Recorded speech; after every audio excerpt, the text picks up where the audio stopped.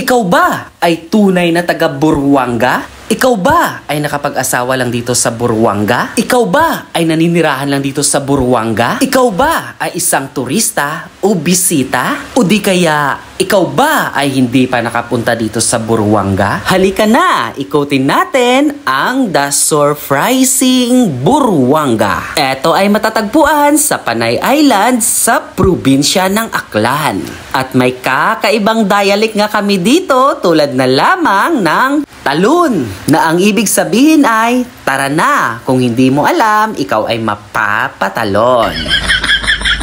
At ang araw nga ng aming market day dito ay tuwing Sabado. At kung gusto mo ngang subaybayan ang bawat episode ng panindahan, i-follow mo lang ang isang sikat na vlogger, content creator na si Ma'am Roxany Patricio. Dahil bawat Sabado, hindi mawawala ang panindahan day. At sa bawat episode niya, makikita mo yung mga taong namimiss na ng mga Buruanganon na hindi na nakakauwi rito. Ikaw, anong kwentong panindahan mo? At sunod naman nating bisitahin ang Buruanga Public Plaza. At sa paglipas nga ng panahon, hindi natin namamalayan na meron din palang pagbabago sa bayan na ito. At pagdating ko nga dito, agad naman akong pumasok sa Buruanga Covered Court. At syempre, kaharap niya lang naman yung aming Catholic Church. Agad ko naman itong dinaanan at dumiretso naman ako dito sa Buruanga Municipal Hall. At pagkatapos ko dito,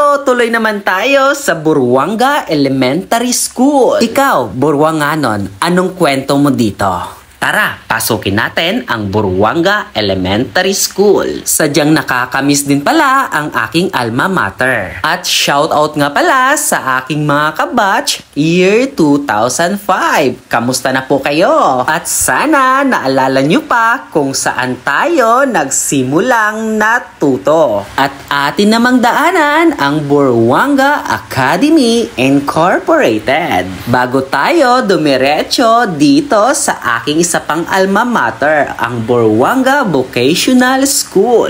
Tara, pasok tayo at ating sariwain ang mga alaala ng kahapon. Ikaw, Buruanganon, anong kwentong Buruanga Vocational School mo? Sige nga, at bago nga tayo magpatuloy, nais ko lang i-shoutout ang aking mga kabatch year 2009.